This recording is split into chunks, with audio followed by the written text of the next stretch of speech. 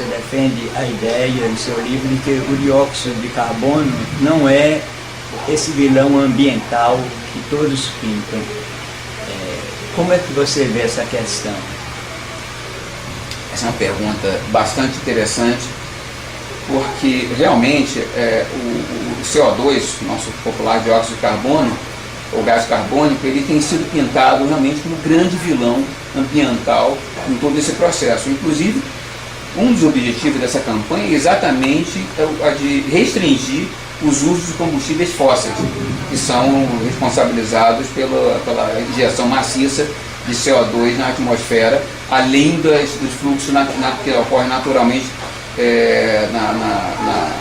no planeta. Isso é um equívoco monumental, em muitos casos deliberado. Primeiro que o gás carbônico, muito longe de ser vilão, ele é o gás da vida. Todo mundo sabe que aprendeu isso no ensino básico, nas aulas de ciências. O gás carbônico, ele é o principal alimento das plantas. E as plantas são a base estão à base da cadeia alimentícia do planeta, da biosfera. Os animais, e os seres humanos inclusive, não produzem seus próprios alimentos. Quem produz alimento na biosfera, na natureza, são as plantas. As plantas produzem alimentos como? A partir da síntese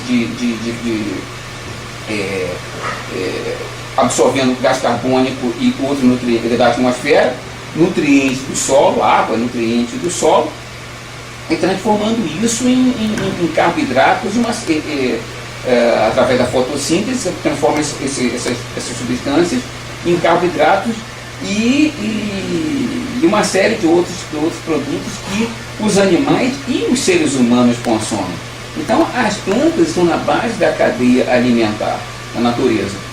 E o principal alimento das plantas é o gás carbônico.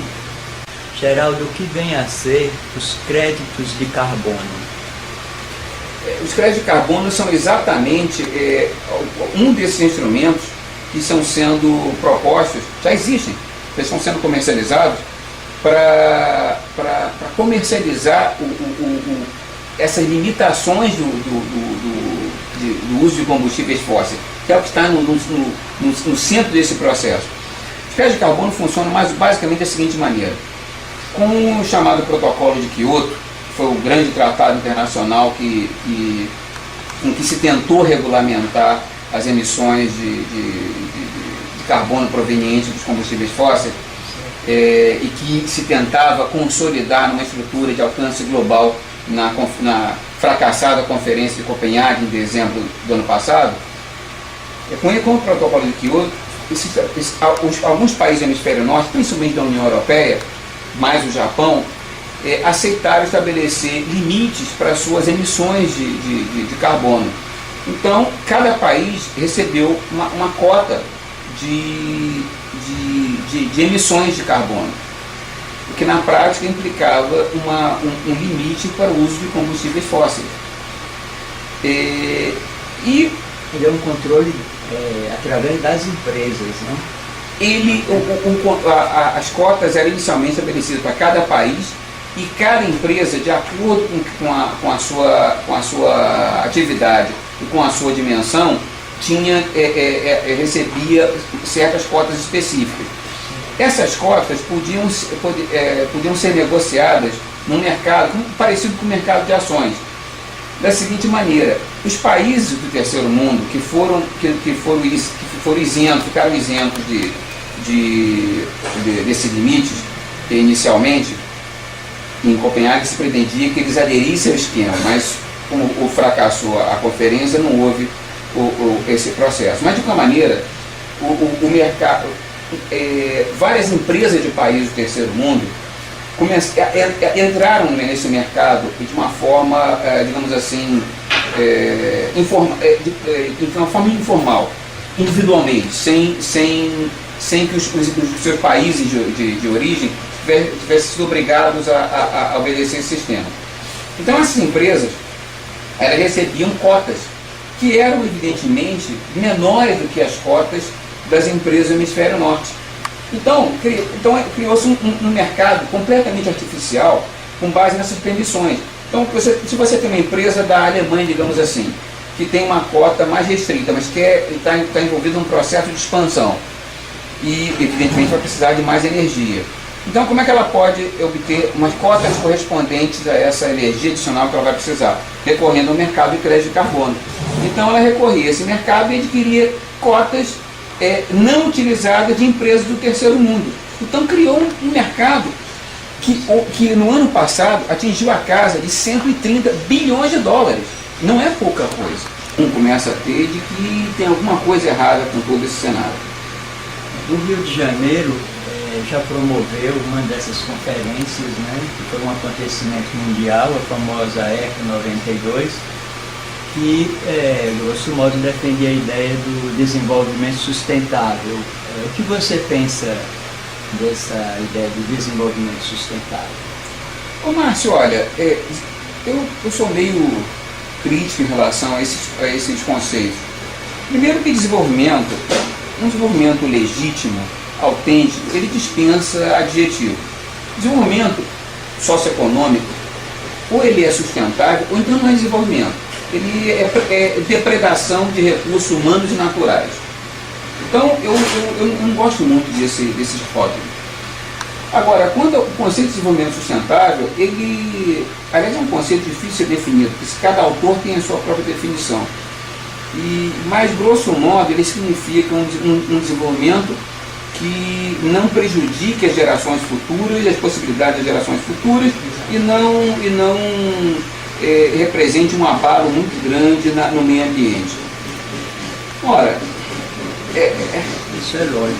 Isso é uma coisa evidente. Ninguém pode ser. Isso é uma coisa que eu gosto muito de deixar claro. Em todas as intervenções que eu faço, palestras, entrevistas, artigos, os livros que eu e os colegas escrevemos,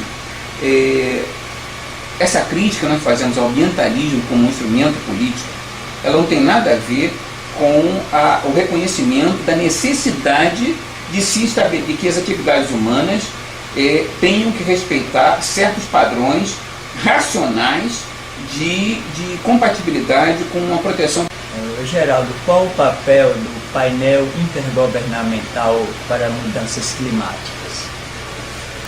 Márcio, olha, o IPCC, é a sigla em inglês, ele é saudado no mundo inteiro como o grande repositório do conhecimento científico, o suposto consenso científico sobre o aquecimento global, ou seja, que o homem seria a causa desse aquecimento alegadamente anormal das últimas décadas.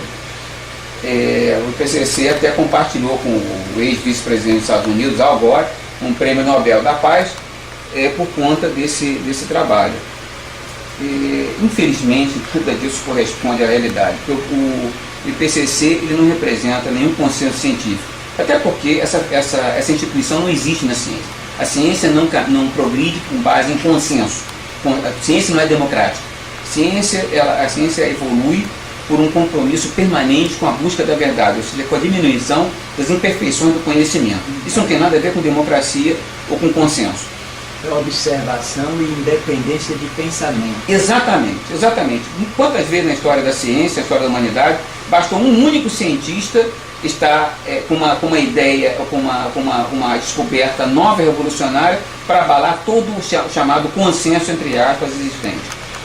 Então isso é uma balela. E o IPCC, ele é um órgão político. Não tem nada a ver com ciência. O IPCC, o que ele faz, ele não produz ciência nova. O que ele faz é compilar trabalhos científicos existentes nos períodos, anos anteriores à divulgação dos seus famosos relatórios, foram 4 até agora, e procurar tirar um consenso numérico disso daí. Geraldo, que expectativa você tem com relação à aceitação deste instigante livro que você acaba de lançar? Olha, Márcio, todo autor sempre tem expectativa de que seu livro vai ser um sucesso, né? Mas, realmente, olha, como eu disse a você antes, o livro foi lançado no final de novembro, foram 4.000 exemplares que já se esgotaram. Nós estamos em meados de fevereiro, já se esgotaram esses 4.000 exemplares, Isso sem que praticamente o livro tenha aparecido na livraria. Apenas entre as redes de assinantes das publicações do ISA e dos nossos apoiadores e amigos. Nós estamos preparando uma segunda edição, que vai ser acrescentado um pós-fácil para falar um pouco sobre esse escândalo do Climagate, todos esses escândalos que estão abalando o IPCC. E já estou com várias palestras marcadas em função do lançamento, em função do livro em si. E eu vejo isso com muito otimismo, não em relação apenas ao livro em si, mas esse processo de conscientização que eu percebo que começa a ocorrer. O prefaciador do meu livro, o professor Luiz Carlos Morion, ele tem feito uma palestra atrás da outra no Brasil inteiro. Ele é um dos cientistas brasileiros, um dos maiores climatologistas brasileiros. Ele é um cientista que há mais de 20 anos vem se batendo pela primazia da ciência nessas discussões climáticas. E também tem sido repetidamente solicitado para aparecer na televisão, dar entrevistas a jornais, etc. Então eu vejo com muito otimismo esse processo.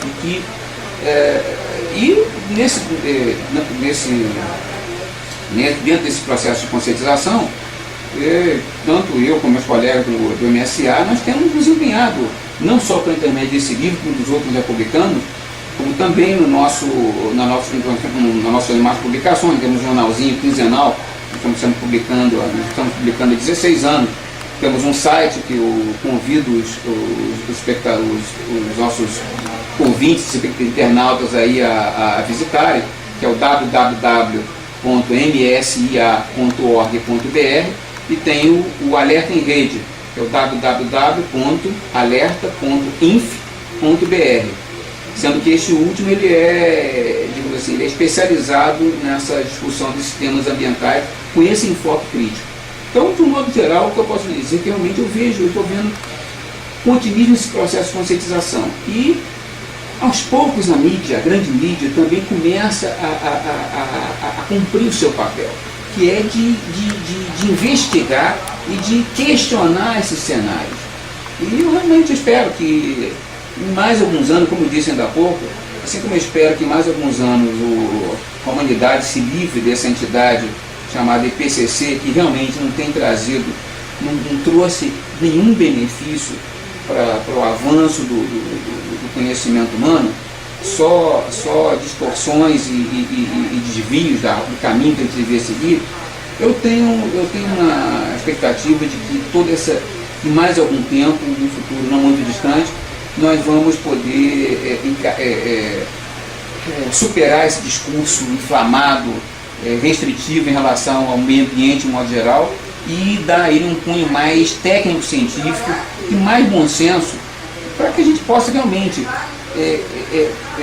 fazer o que tem que ser feito. Desenvolvimento com bom senso.